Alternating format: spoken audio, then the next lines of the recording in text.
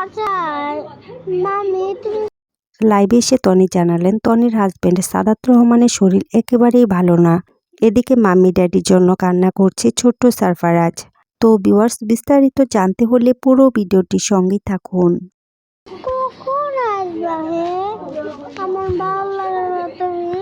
Bangkok থেকে Tony লাইভে এসে জানালেন তার হাজবেন্ডের শারীরিক অবস্থা একেবারেই ভালো না। টনি এরই মধ্যে সাদাত রহমানের লাইফ সাপোর্টের একটি ছবি তার ভেরিফাইড ফেসবুক পেজে শেয়ার করেন। সেখানে ক্যাপশনে লিখেন, আমার স্বামীর জন্য দোয়া করবেন, তিনি খুব সংকটজনক অবস্থায় রয়েছেন। এদিকে আগেও টনি বলতেন তার হাজবেন্ডের শারীরিক অবস্থার কোনো উন্নতি নেই। এমনিতেও টনি লাইভে এসে তার হাজবেন্ডের অসুস্থতার কথাও জানাতেন। তবে এবার তিনি সরাসরি বললেন তার অবস্থা সংকটজনক। প্রায় 1.5 মাস ধরে ব্যাংককের হাসপাতালে লাইফ সাপোর্টে আছেন সাদাত রহমান। উন্নতি হবে তো দূরের কথা, দিন দিন তার শারীরিক অবস্থা খুবই সংকটের দিকে যাচ্ছে। টনির হাজবেন্ডকে এতদিন আইসিইউতে ব্যয়বহুল চিকিৎসা চালিয়ে গেলেও নেই কোনো আশার আলো। শুধুমাত্র মনের জোরে এখন অবধি হাজবেন্ডের পেছনে অনর্গল টাকা খরচ করে যাচ্ছেন টনি।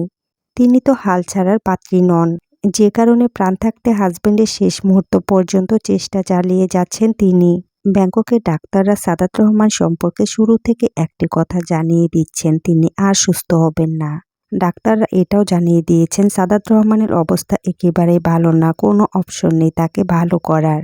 টনি এটাও বলেন, আমি আল্লাহকে বিশ্বাস করি, আল্লাহর উপর ভরসা ধরে আছি। যদি কোনো মিরাকেল ঘটে আমার সঙ্গে, আল্লাহ সবকিছু পারেন, মরা মানুষকে জীবিত করতে পারেন। যে কোনো কিছু বিনিময়ে হলেও তার ভালোবাসার মানুষটিকে জীবিত দেখতে চাচ্ছেন টনি। এর আগে টনি এক লাইভে বলেছিলেন, যদি তার নিজের ব্রেনটাও দেওয়া যেত তাহলেও সে দিয়ে দিত। দিন দিন টনির হাজবেন্ডের অবস্থা একেবারেই খারাপের দিকে যাচ্ছে। বেঁচে থাকার কোনো সম্ভাবনা নেই বলেই চলে। টনি কবে আবার দেশে আসবেন তারও কোনো নিশ্চয়তা নেই।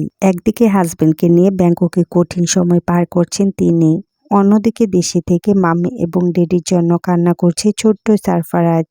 তো ভিউয়ার্স, টনির হাজবেন্ডের অবস্থা একেবারেই খারাপ। এ নিয়ে আপনাদের মন্তব্য কি তা কমেন্টে জানাবেন অবশ্যই। আর নিত্য নতুন আপডেট পেতে আমাদের চ্যানেলটিকে সাবস্ক্রাইব করে আমাদের সঙ্গে থাকুন।